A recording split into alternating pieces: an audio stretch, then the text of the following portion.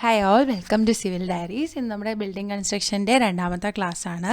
ഇന്നത്തെ ക്ലാസ്സിൽ നമ്മൾ പഠിക്കാൻ പോകുന്നത് സ്റ്റോൺ മേസൺറിയെ കുറിച്ചിട്ടാണ്. കഴിഞ്ഞ ക്ലാസ്സിൽ നമ്മൾ ബ്രിക്ക് മേസൺറിയെ കുറിച്ച് പഠിച്ചു. ബ്രിക്ക് മേസൺറിയിൽ ഇംഗ്ലീഷ് ബോണ്ടിനെ കുറിച്ച് പറയാനായിട്ട് അന്ന് പറ്റിയില്ല, അത് റെക്കോർഡായിട്ടില്ലായിരുന്നു. അപ്പോൾ അതും കൂടി ഇന്നത്തെ വീഡിയോയ്ക്കകത്ത് ഉൾപ്പെടുത്തിയിട്ടുണ്ട്. അപ്പോൾ നമുക്ക് ക്ലാസ്സിലേക്ക് പോവാം. ഓൾട്ടർനേറ്റ് ആയിട്ട് ഹെഡേഴ്സ് സ്ട്രെച്ചേഴ്സ് അറേഞ്ച് ചെയ്യുന്നതിനാണ് എന്തെന്ന് പറയുന്നത് ഇംഗ്ലീഷ് ബോണ്ട് എന്ന് പറയുന്നത്.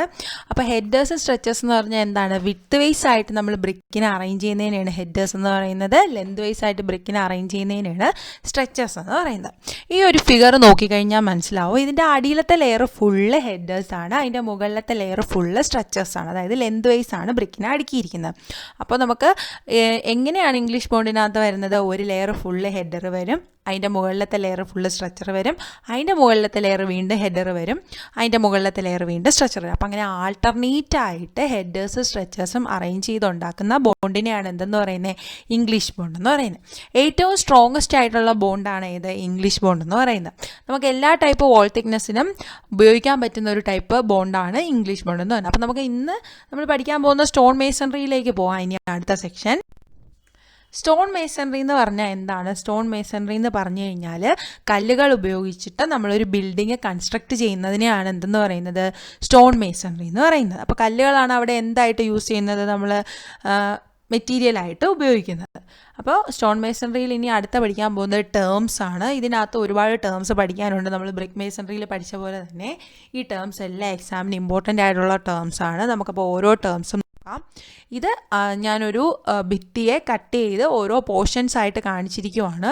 നമുക്കപ്പോൾ അതിൽ ആദ്യം നമ്മൾ നോക്കാൻ പോകുന്നതെന്ന് പറഞ്ഞാൽ സില്ല് എന്തോ ആണെന്നാണ് നോക്കാൻ പോകുന്നത്. സില്ലെന്ന് പറഞ്ഞു കഴിഞ്ഞാൽ ഡോറിൻ്റെയോ വിൻഡോയുടെയോ താഴത്തെ ഭാഗത്തിനാണ് എന്തെന്ന് പറയുന്നത്? സില്ലെന്ന് പറയുന്നത്. ഈ ഫിഗറിനകത്ത് കാണിച്ചിട്ടുണ്ട്. ഇതൊരു വിൻഡോയുടെ താഴത്തെ പോർഷനാണ് ഇതിൽ സില്ലായിട്ട് കാണിച്ചിരിക്കുന്നത്. അപ്പോൾ ഡോറിൻ്റെ ആകാം വിൻഡോയുടെ ആകാം, അതിൻ്റെ താഴത്തെ ഭാഗത്തിനാണ് എന്തെന്ന് പറയുന്നത്? സില്ലെന്ന് പറയുന്നത്.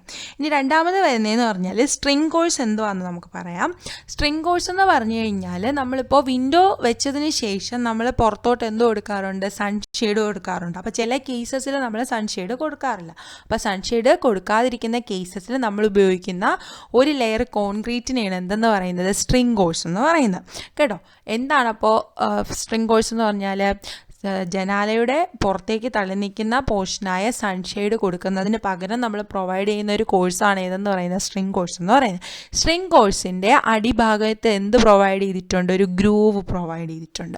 എന്തിനാണ് ഈ ഗ്രൂവ് കൊടുത്തിരിക്കുന്നതെന്ന് വെച്ചാൽ മഴ പെയ്യുന്ന സമയത്ത് വെള്ളം അകത്തേക്ക് ഭിത്തിയിലേക്ക് ഊഴ്ന്നിറങ്ങാതിരിക്കാൻ വേണ്ടിയിട്ടാണ് ഈ ഗ്രൂവ് കൊടുത്തിരിക്കുന്നത്. ഒരു പക്ഷേ ആ ഗ്രൂവ് കൊടുത്തില്ല എന്നുണ്ടെങ്കിൽ വെള്ളം ഭിത്തിയിലേക്ക് ഇറങ്ങുകയും നമ്മുടെ വീടിന് കേടുപാടുകൾ അല്ലെങ്കിൽ ആ ഒരു കൺസ്ട്രക്ഷൻ അല്ലെങ്കിൽ ഒരു ബിൽഡിങ്ങിന് കേടുപാടുകൾ ഉണ്ടാവുകയും ചെയ്യുന്നു. അതുണ്ടാകാതിരിക്കാൻ വേണ്ടിയിട്ടാണ് ഈ സ്ട്രിങ് കോഴ്സിൻ്റെ അടിയിൽ ഒരു ഗ്രൂവ് കൊടുത്തിരിക്കുന്നത്. ആ ഗ്രൂവ് കൊടുക്കുമ്പോൾ മഴവെള്ളം കറക്റ്റായിട്ട് ആ സ്ലോപ്പിൽ കൂടി തന്നെ ഒലിച്ചങ്ങ് പോയിക്കോളും.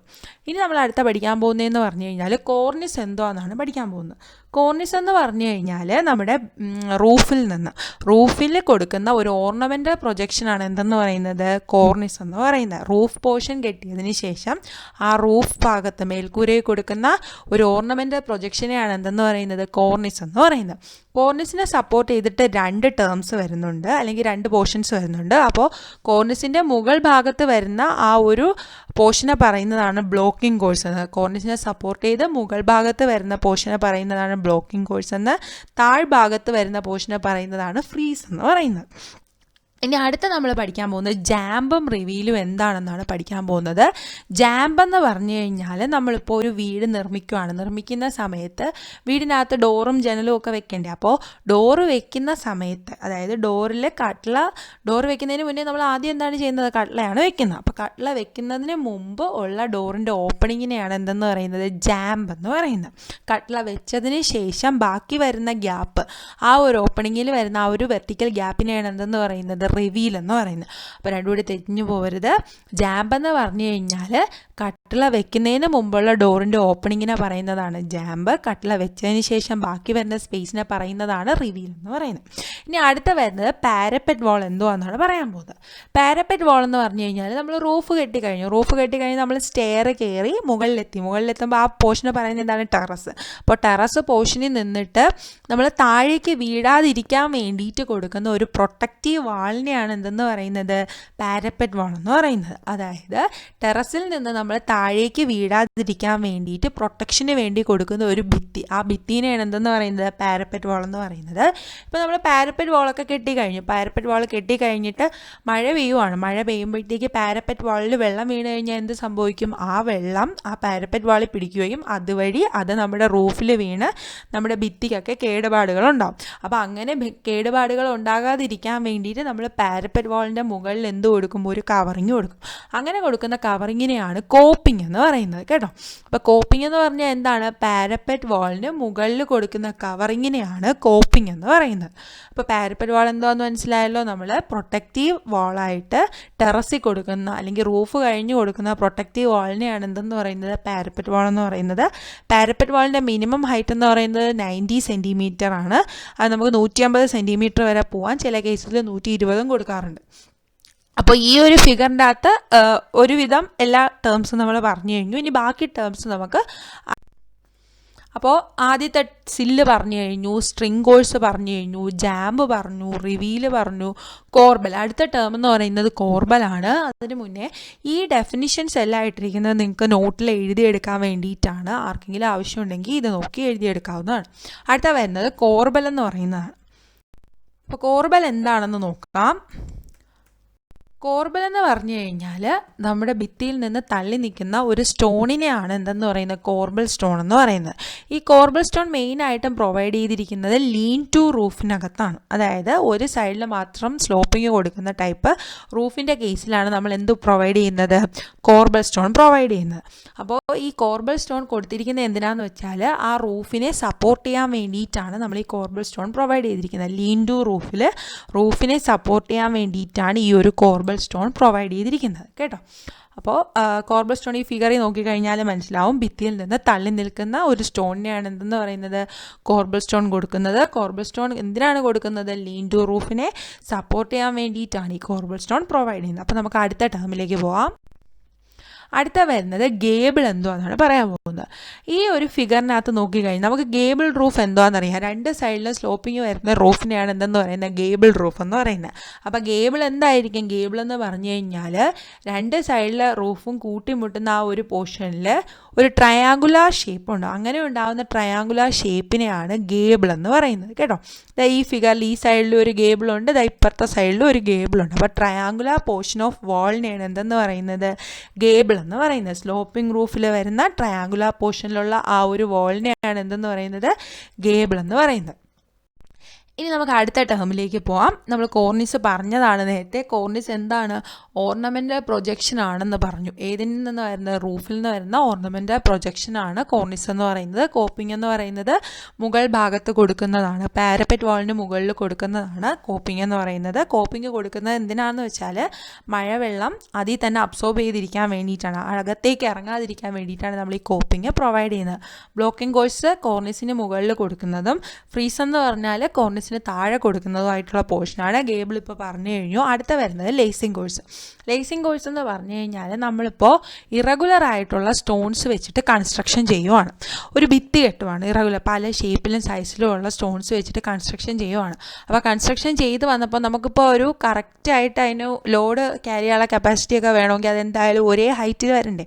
അപ്പോൾ അത് ഒരേ ഹൈറ്റിലാകാൻ വേണ്ടിയിട്ട് നമ്മൾ ഒരു ലെയർ സ്റ്റോൺ വെച്ച് അതിനെ ഒരേ ഹൈറ്റിലാക്കി എടുക്കുന്നു. അപ്പോൾ അങ്ങനെ ലെയർ ഒരേ ഹൈറ്റിലാക്കി എടുക്കുന്ന ആ ഒരു കോഴ്സിനെയാണ് എന്തെന്ന് പറയുന്നത്? ലേസിംഗ് കോഴ്സ് എന്ന് പറയുന്നത്. ലേസിംഗ് കോഴ്സ് കൊടുക്കുന്ന സമയത്ത് നമ്മുടെ ഭിത്തിക്ക് എന്ത് കിട്ടും? ബലം കിട്ടും, സ്ട്രെങ്ത് കിട്ടുകയും അത് ഒരുപാട് നാൾ ഈട് നിൽക്കുകയും ചെയ്യുന്നു കേട്ടോ. അപ്പോൾ ഇനി അടുത്ത പറയാൻ പോകുന്നത് സ്പാൾസ് എന്താണെന്നാണ്. സ്പാൾസ് എന്ന് പറഞ്ഞു കഴിഞ്ഞാൽ പാറക്കഷ്ണങ്ങളെ ചെറുതായിട്ട് പൊട്ടിച്ച് ചിപ്സാക്കി മാറ്റുന്നതിനെയാണ് സ്പാൾസ് എന്ന് പറയുന്നത്. അപ്പോൾ സ്പാൾസ് എന്താണ്? സ്പാൾസ് എന്ന് പറഞ്ഞാൽ പാറക്കഷ്ണങ്ങളെ ചെറിയ ചിപ്സാക്കി മാറ്റുന്നതിനെയാണ് സ്പാൾസ് എന്ന് പറയുന്നത്. ഇനി നമുക്ക് അടുത്ത ടേമിലേക്ക് പോവാം. അടുത്ത ടേം എന്ന് പറയുന്നത് ബട്ടർ ബട്ട്രസ് എന്തുവാണെന്നാണ് പറയാൻ പോകുന്നത്. ബട്ട്രസ് എന്ന് പറഞ്ഞു കഴിഞ്ഞാൽ നമ്മുടെ ഭിത്തി, നമ്മളിപ്പോൾ ഭിത്തി കെട്ടത്തില്ല, അപ്പോൾ ഭിത്തി കെട്ടുന്ന സമയത്ത് അതിനെ സപ്പോർട്ട് ചെയ്ത് കൊടുക്കുന്ന സ്ട്രക്ചേഴ്സിനെയാണ് നമ്മൾ ബട്ട്രസ് എന്ന് പറയുന്നത്. അപ്പോൾ ബട്ട്രസ് എന്ന് പറഞ്ഞാൽ എന്താണ്? ഭിത്തി കെട്ടുമ്പോൾ കൊടുക്കുന്ന സപ്പോർട്ടിങ് സ്ട്രക്ചേഴ്സിനെയാണ് ബട്ട്രസ് എന്ന് പറയുന്നത്. ബട്ട്രസിൻ്റെ ഫിഗർ ഞാൻ ഈ ഒരു വീഡിയോയ്ക്കകത്ത് കാണിച്ചു തരുന്നതായിരിക്കും. ഇനി അടുത്ത വരുന്നത് സെറ്റിംഗ് എന്ന് പറഞ്ഞു കഴിഞ്ഞാൽ നമ്മൾ സ്റ്റോണിനെ കറക്റ്റ് പൊസിഷനിൽ വെച്ച് കൺസ്ട്രക്ട് ചെയ്യുന്നതിനെയാണ് എന്തെന്ന് പറയുന്നത്? സെറ്റിംഗ് എന്ന് പറയുന്നത്. അടുത്ത വരുന്നത് ലിൻഡൽ എന്ന് പറയുന്ന ടേമാണ്. ലിൻഡൽ എന്ന് പറഞ്ഞാൽ ഡോറിൻ്റെയോ വിൻഡോയുടെയോ മുകളിൽ കൊടുക്കുന്ന കോൺക്രീറ്റിങ്ങിനെയാണ് നമ്മൾ എന്തെന്ന് പറയുന്നത്? ലിൻഡൽ എന്ന് പറയുന്നത്. പിന്നെ ഒരു കാര്യം, കോൺക്രീറ്റിംഗ് ചെയ്യുന്ന സമയത്ത് നമ്മൾ റീഇൻഫോഴ്സ്മെൻറ്റ് കൊടുത്തിട്ട്, അതായത് കമ്പി വെച്ചതിന് ശേഷമാണ് അതിൽ കോൺക്രീറ്റ് ചെയ്യുന്നത്. പിന്നെ ഈ ലിൻഡലായിട്ട് നമ്മൾ എന്തൊക്കെ ഉപയോഗിക്കാറുണ്ട്? സ്റ്റോൺ ഉപയോഗിക്കാറുണ്ട്, വുഡ് ഉപയോഗിക്കാറുണ്ട്, സ്റ്റീൽ ഉപയോഗിക്കാറുണ്ട്, ബ്രിക്ക് ഉപയോഗിക്കാറുണ്ട്. അപ്പോൾ പണ്ട് കാലത്ത് നമ്മൾ ഉപയോഗിച്ചിരുന്നതാണ് ഈ വുഡൊക്കെ. ഇപ്പോഴും നമ്മൾ കൂടുതലായിട്ടും യൂസ് ചെയ്യുന്ന റീഇൻഫോഴ്സ്മെൻറ്റോ അല്ലെങ്കിൽ സ്റ്റീലോ ഒക്കെയാണ് ഉപയോഗിക്കുന്നത്. അപ്പോൾ ഏതൊക്കെയാണ് ലിൻഡലായിട്ട് യൂസ് ചെയ്യുന്നത്? Stone, wood, steel, brick. ഇതെന്തിനാണ് ലിൻഡൽ പ്രൊവൈഡ് ചെയ്യുന്നതെന്ന് വെച്ചാൽ ലോഡ് ക്യാരി ചെയ്യാനുള്ള കപ്പാസിറ്റി കൂട്ടാൻ വേണ്ടിയിട്ടാണ് നമ്മൾ ലിൻഡൽസ് പ്രൊവൈഡ് ചെയ്യുന്നത്. പാരപ്പറ്റ് എന്തുവാന്ന് ഞാൻ നേരത്തെ പറഞ്ഞിരുന്നു. പ്രൊട്ടക്റ്റീവ് വാളാണ്. നമ്മുടെ ടെറസിൽ കൊടുക്കുന്ന അല്ലെങ്കിൽ റൂഫ് കഴിഞ്ഞ് കൊടുക്കുന്ന പ്രൊട്ടക്റ്റീവ് വാളിനെയാണ് എന്തെന്ന് പറയുന്നത്? പാരപ്പറ്റ് എന്ന് പറയുന്നത്. അപ്പോൾ ഈ നേരത്തെ ഞാൻ ബട്ട്രസിൻ്റെ കാര്യം പറഞ്ഞില്ലേ, ഈ ഒരു ഫിഗറിനകത്ത് ബട്ട്രസ് കാണാൻ പറ്റും. ഈ ഒരു ഭിത്തി കണ്ടോ, ഈ ഓരോ ഭിത്തിയെയും സപ്പോർട്ട് ചെയ്ത് വരുന്ന ഈ ഒരു സ്ട്രക്ചറിനെയാണ് എന്തെന്ന് പറയുന്നത്? ബട്ട്രസ് എന്ന് പറയുന്നത്. അടുത്തത് ക്ലാസിഫിക്കേഷനിലേക്ക് പോവാം. ക്ലാസിഫിക്കേഷൻ ഓഫ് സ്റ്റോൺ മേസണറിയാണ് അടുത്ത പറയാൻ പോകുന്നത്. സ്റ്റോൺ മേസണറിയെ രണ്ടായിട്ട് ക്ലാസിഫൈ ചെയ്തിട്ടുണ്ട്, റബ്ബിൾ മേസണറി എന്നും അഷ്ലാർ മേസണറി എന്നും. ആദ്യം നമ്മൾ പഠിക്കാൻ പോകുന്നത് റബ്ബിൾ മേസണറിയെ കുറിച്ചാണ്. റബ്ബിൾ മേസണറി എന്ന് പറഞ്ഞാൽ ഇറഗുലർ സൈസിലുള്ള സ്റ്റോൺസ് ഉപയോഗിച്ച് കൺസ്ട്രക്ഷൻ ചെയ്യുന്നതിനെയാണ് റബ്ബിൾ മേസണറി എന്ന് പറയുന്നത്. റബ്ബിൾ മേസണറി 4 ടൈപ്പ് ഉണ്ട്. Uncoursed rubble masonry, coursed rubble masonry, random rubble masonry, dry rubble masonry. ഇതിനകത്ത് ഡ്രൈ റബ്ബിൾ മേസണറി ഒഴിച്ച് ബാക്കി 3 എണ്ണത്തിലും മോർട്ടാർ ഉപയോഗിച്ചിട്ട് അതിൻ്റെ അകത്ത് നമ്മൾ കൺസ്ട്രക്ഷൻ ചെയ്യുന്നത്. അപ്പോൾ മോർട്ടാർ ഉപയോഗിച്ചിട്ടെന്ന് പറയുമ്പോൾ എന്തൊക്കെയായിരിക്കും അതിൻ്റെ അകത്ത് യൂസ് ചെയ്യുന്നത്? സിമെൻറ്റും സാൻഡും വാട്ടറും ആയിരിക്കും യൂസ് ചെയ്യുന്നത്, അല്ലെങ്കിൽ ലൈമും ഒക്കെ ആയിരിക്കും യൂസ് ചെയ്യുന്നത് ബൈൻഡിങ് മെറ്റീരിയലായിട്ട്. അപ്പോൾ മോർട്ടാർ ഉപയോഗിക്കാതെ ചെയ്യുന്ന ഒരു മേസണറി ഏതാണ്? ഡ്രൈ റബ്ബിൾ മേസണറിയാണ്. അപ്പോൾ ഓരോന്നും എന്തൊക്കെയാണെന്ന് നമുക്ക് നോക്കാം. ആദ്യം വരുന്നത് കോഴ്സ്ഡ് റബ്ബിൾ മേസണറിയാണ്. കോഴ്സ്ഡ് റബ്ബിൾ മേസണറി എന്ന് പറഞ്ഞാൽ ഏറ്റവും റഫായിട്ടുള്ളതാണ്. അതായത് നമ്മൾ അതിൽ ഉപയോഗിക്കുന്ന കല്ലുകളെന്ന് പറഞ്ഞു കഴിഞ്ഞാൽ പരുക്കനായിട്ടുള്ള കല്ലുകളായിരിക്കും യൂസ് ചെയ്യുന്നത്. അതിൻ്റെ പുറഭാഗമൊന്നും വലിയ ഭംഗിയൊന്നുമില്ല, പരുക്കനായിട്ടിരിക്കും. പക്ഷേ അതിൻ്റെ എഡ്ജസ് ഒക്കെ എങ്ങനെയായിരിക്കും? ചിസിൽ ചെയ്തതായിരിക്കും. പിന്നെ ഇതൊരു ചീപ്പസ്റ്റ് ആയിട്ടുള്ള ഒരു വാളിങ്ങാണ്. ഭിത്തി കെട്ടാനായിട്ട് ഏറ്റവും ചിലവ് കുറഞ്ഞ രീതിയിൽ നമ്മൾ ഭിത്തി കെട്ടാൻ ഉപയോഗിക്കുന്നതാണ് കോഴ്സ്ഡ് റബ്ബിൾ മേസണറി എന്ന് പറയുന്നത്. പല സൈസിലുള്ള സ്റ്റോൺസ് ഇതിന് വേണ്ടിയിട്ട് അവൈലബിൾ ആണ്. ഇത് കോമൺ ആയിട്ട് യൂസ് ചെയ്യുന്നത് പബ്ലിക് ബിൽഡിങ്സിൻ്റെയും അതേപോലെ തന്നെ റെസിഡൻഷ്യൽ ബിൽഡിങ്സിൻ്റെയൊക്കെ കൺസ്ട്രക്ഷന് വേണ്ടിയിട്ടാണ്. പബ്ലിക് ബിൽഡിങ്സ് എന്ന് പറയുമ്പോൾ ഏതൊക്കെ ആയിരിക്കും വരുന്നത്? നമ്മുടെ ലൈബ്രറീസ്, സ്കൂൾസ്, അങ്ങനെയൊക്കെ വരുന്ന ലൈബ്രറിയൊക്കെയാണ് ഏതിൽ വരുന്നത്? പബ്ലിക് ബിൽഡിങ്സിൻ്റെ അകത്ത് വരുന്നത്. റെസിഡൻഷ്യൽ ബിൽഡിംഗ് എന്ന് പറയുമ്പോഴത്തേക്ക് ഹോം ഒക്കെ നമ്മൾ വീടൊക്കെ കെട്ടാൻ വേണ്ടിയിട്ട് ഉപയോഗിക്കുന്നതും ഏതാണ്? കോഴ്സ്ഡ് റബ്ബിൾ മേസണറിയാണ്. അടുത്ത വരുന്നത് അൺകോഴ്സ്ഡ് റബ്ബിൾ മേസണറിയാണ്. അൺകോഴ്സ്ഡ് റബ്ബിൾ മേസണറിക്കകത്ത് സ്റ്റോൺസ് എങ്ങനെയല്ല? ഡ്രസ്ഡ് അല്ല. അതായത് നമ്മൾ എങ്ങനെയാണോ കോറിയിൽ നിന്ന് പാറ പൊട്ടിക്കുന്ന സ്ഥലത്ത് നിന്ന് കൊണ്ടുവരുന്ന സ്റ്റോൺ എങ്ങനെയാണോ ഇരിക്കുന്നത് അത് അതേപോലെ എടുത്തിട്ട് തന്നെ കൺസ്ട്രക്ഷന് വേണ്ടിയിട്ട് ഉപയോഗിക്കുകയാണ്. പക്ഷേ ആകെയുള്ള ഡിഫറൻസ് എന്ന് പറഞ്ഞു കഴിഞ്ഞാൽ സ്റ്റോൺ അതേപോലെ ഉപയോഗിക്കുമെങ്കിൽ അതിൻ്റെ കോർണർ പോർഷൻസ് എല്ലാം എന്ത് ചെയ്യും? ചിസിൽ ചെയ്ത് കളയും. അതായത് ചെത്തി വൃത്തിയാക്കി എടുക്കും, ഒരു കറക്റ്റ് ഒരു ഷേപ്പൊക്കെ ആക്കി ഇടുക, എൻഡ് പോർഷൻസ് മാത്രം. അങ്ങനെ കൺസ്ട്രക്ഷൻ ഉപയോഗിക്കുന്ന മേസണറിയാണ് ഏതെന്ന് പറയുന്നത്? അൺകോഴ്സ്ഡ് റബ്ബിൾ മേസണറി എന്ന് പറയുന്നത്. സ്റ്റോൺസ് എങ്ങനെയായിരിക്കും? ഡ്രസ്ഡ് ആയിരിക്കത്തില്ല, അതായത് അതിനെ കറക്റ്റ് ഷേപ്പ് ചെയ്തൊന്നും എടുക്കത്തില്ല. പിന്നെ ഇതെവിടെയാണ് ഉപയോഗിക്കുന്നത്? കോമ്പൗണ്ട് വാള്, മതിൽ കെട്ടാൻ വേണ്ടിയിട്ടും ഗോഡൗൺ കെട്ടാൻ വേണ്ടിയിട്ടും ഒക്കെ നമ്മൾ ഉപയോഗിക്കുന്ന മേസണറിയാണ് അൺകോഴ്സ്ഡ് റബ്ബിൾ മേസണറി എന്ന് പറയുന്നത്. അപ്പോൾ ഈ ഒരു ഫിഗറിൽ നോക്കിക്കഴിഞ്ഞാൽ നമുക്ക് ടൈപ്സ് ഓഫ് മേസണറി കാണാൻ പറ്റും റബ്ബിളിൻ്റെ. ഈ താഴെ കാണിച്ചിരിക്കുന്ന ഈ ഒരു ഫിഗർ എന്ന് പറയുന്നത് കോഴ്സ്ഡ് റബ്ബിൾ മേസണറിയുടെ ഫിഗറാണ്. കോഴ്സ്ഡ് റബ്ബിൾ മേസണറി എങ്ങനെയാണെന്ന് ഞാൻ പറഞ്ഞു, പരിപരിക്കനാണ്, റഫാണ്. പക്ഷേ അതിൻ്റെ ഏതൊക്കെ ഷേപ്പായാലും ആ ഷേപ്പ് എല്ലാം കറക്റ്റായിട്ട് ഷേപ്പ് ചെയ്ത് ചിസിൽ ചെയ്ത് പോളിഷ് ചെയ്ത് എടുത്തിരിക്കുന്നതാണ്. പക്ഷേ സ്റ്റോണിൻ്റെ പുറം പരുപരുക്കനായിട്ട് റഫായിട്ടായിരിക്കും ഇരിക്കുന്നത്. പിന്നെ അൺകോഴ്സ്ഡ് റബ്ബിൾ മേസണറിയിൽ എഡ്ജസ് മാത്രമേ, അറ്റത്ത് വെക്കുന്ന സ്റ്റോൺസ് മാത്രം എന്ത് ചെയ്യും, അതിനെ കുറച്ച് ചിസിൽ ചെയ്തൊക്കെ എടുക്കും. അതാണ് അൺകോഴ്സ്ഡ്. അടുത്ത വരുന്നത് റാൻഡർ റബ്ബിൾ മേസണറി. റാൻഡർ റബ്ബിൾ മേസണറി നമ്മൾ ഡീറ്റെയിൽഡ് ആയിട്ട് നോക്കിയിട്ടില്ല. റാൻഡർ റബ്ബിൾ മേസണറിയിൽ എന്ന് പറഞ്ഞാൽ ഇറഗുലർ ആയിട്ടുള്ള സ്റ്റോൺസ്, ഇറഗുലർ സൈസിലുള്ള സ്റ്റോൺസ്, ഇതാ നോക്കിക്കഴിഞ്ഞാൽ അറിയാം ഓരോ സ്റ്റോണിനും ഓരോ ഷേപ്പാണ്. ഇറഗുലർ സൈസിലുള്ള സ്റ്റോൺസാണ് യൂസ് ചെയ്യുന്നത്. അൺകോഴ്സും റാൻഡവും തമ്മിലുള്ള ഡിഫറൻസ് എന്ന് പറഞ്ഞാൽ അൺകോഴ്സിൻ്റെ അകത്ത് കോറിയിൽ നിന്ന് കൊണ്ടുവരുന്ന സ്റ്റോൺ അതുപോലെ തന്നെയാണ് കൺസ്ട്രക്ഷൻ ഉപയോഗിക്കുന്നത്. റാൻഡർ റബ്ബിളിലാകുമ്പോഴത്തേക്ക് അതിന് ഇറഗുലറായിട്ട് ഷേപ്പും സൈസും ഒക്കെ ആയിരിക്കും, അങ്ങനെ ആയിരിക്കും. കോറിയിൽ നിന്ന് കൊണ്ടുവന്ന അതേപോലെയല്ല, ഇത് കുറച്ചുകൂടി റഫാണ്. അതുപോലെ തന്നെ കുറച്ചൊന്ന് ചിസിൽ ചെയ്തൊക്കെ എടുത്തിട്ടായിരിക്കും റാൻഡർ റബ്ബിളിൽ നമ്മൾ യൂസ് ചെയ്യുന്നത്. ഇനി നമുക്ക് അടുത്തതിലേക്ക് പോകാം. അടുത്ത പഠിക്കുന്നത് റാൻഡർ റബ്ബിൾ മേസണറി ആണ്. റാൻഡർ റബ്ബിൾ മേസണറി ഞാൻ നേരത്തെ പറഞ്ഞു ഇറഗുലർ സൈസും ഷേപ്പും ഒക്കെയാണ്. പിന്നെ ഇത് യൂസ് ചെയ്യുന്ന എവിടെയാണ്, റെസിഡൻഷ്യൽ ബിൽഡിംഗ്, വീടുകൾ നിർമ്മിക്കാൻ വേണ്ടിയിട്ട്, മതിലുകൾ നിർമ്മിക്കാൻ വേണ്ടിയിട്ട്, ഗോഡൗൺസ് നിർമ്മിക്കാൻ വേണ്ടിയിട്ടൊക്കെയാണ് റാൻഡർ റബ്ബിൾ മേസണറി ഉപയോഗിക്കുന്നത്.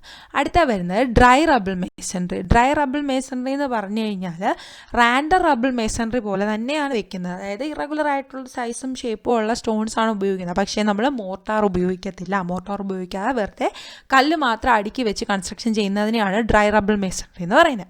ഇത് എവിടെയൊക്കെയാണ് ഉപയോഗിക്കുന്നതെന്ന് പറഞ്ഞാൽ കോമ്പൗണ്ട് വാൾ, ഭിത്തി കെട്ടാൻ വേണ്ടിയിട്ട്, റീറ്റെയിനിങ് വാൾസ് കൺസ്ട്രക്ട് ചെയ്യാൻ വേണ്ടിയിട്ട്, pitching on bridge approaches, bridge പാലങ്ങളുടെ അടിയിൽ വെള്ളം തട്ടി നിൽക്കാൻ വേണ്ടിയിട്ട് നമ്മൾ സൈഡുകളിൽ വെക്കാനായിട്ട് എന്ത് ഉപയോഗിക്കാറുണ്ട്, ഡ്രൈ റബ്ബിൾ മേസണറി. അതായത് കല്ലുകൾ ചുമ്മാ അടുക്കി പറക്കി വെക്കത്തില്ലേ പാലത്തിൻ്റെയൊക്കെ അടിയിൽ, അതിനെയാണ് എന്തെന്ന് പറയുന്നത്, ഡ്രൈ റബ്ബിൾ മേസണറി എന്ന് പറയുന്നത്. ഇനി നമ്മൾ അടുത്ത പഠിക്കാൻ പോകുന്നത് രണ്ടാമത്തെ ടൈപ്പ് സ്റ്റോൺ മേസണറിയാണ്, ആഷ്ലർ മേസണറി. ആഷ്ലർ മേസണറിയുടെ അകത്ത് എന്ന് പറയുമ്പോഴത്തേക്ക് സ്റ്റോൺസ് എല്ലാം എങ്ങനെയായിരിക്കും, കറക്റ്റ് സ്ക്വയർ അല്ലെങ്കിൽ റെക്റ്റാങ്കുലർ ബ്ലോക്സിലായിരിക്കും സ്റ്റോൺസ് എല്ലാം ഇരിക്കുന്നത്. അതായത് അതിന് കറക്റ്റ് റെക്റ്റാങ്കിൾ ഷേപ്പോ അല്ലെങ്കിൽ സ്ക്വയർ ഷേപ്പിലോ അതിനെ കട്ട് ചെയ്ത് ചിസിൽ ചെയ്ത് പോളിഷ് ചെയ്ത് എടുത്തിരിക്കുക. അതായത് വെൽ ഡ്രസ്ഡ് ആണ് ഇതിനകത്ത്. ഓരോ ജോയിൻസും എങ്ങനെയാണ്, ഫൈൻ ആയിട്ടുള്ള ജോയിൻസ് ആയിരിക്കും.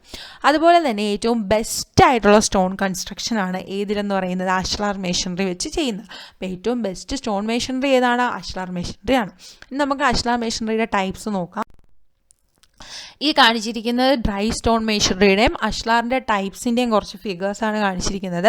ഡ്രൈ മേസണറി ഞാൻ പറഞ്ഞു ചുമ്മാ കല്ല് വെറുതെ ഇങ്ങനെ അടുക്കി വെച്ചിരിക്കുക മാത്രമേ ചെയ്യത്തുള്ളൂ, അതിൻ്റെ അകത്ത് മോട്ടാറൊന്നും യൂസ് ചെയ്യത്തില്ല. ഇത് രണ്ടും അഷ്ലാർ മേസണറിയുടെ ടൈപ്സാണ്, അഷ്ലാർ ഫൈനും അഷ്ലാർ ചേംഫേർഡും. അഷ്ലാർ ഫൈൻ നോക്കിക്കഴിഞ്ഞാൽ അറിയാം അഷ്ലാർ മേസണറി എങ്ങനെയാണെന്നുള്ളത്. കറക്റ്റായിട്ട് ഷേപ്പ് കണ്ടോ, റെക്റ്റാങ്കിൾ ഷേപ്പും സ്ക്വയർ ഷേപ്പും കറക്റ്റ് അതിൻ്റെ എഡ്ജസ് എല്ലാം പോളിഷ് ചെയ്ത് കറക്റ്റ് ഷേപ്പിനാക്കിയിട്ട് കൺസ്ട്രക്ഷൻ ചെയ്യുന്ന മേസണറിയാണ് അഷ്ലാർ മേസണറി എന്ന് പറയുന്നത്.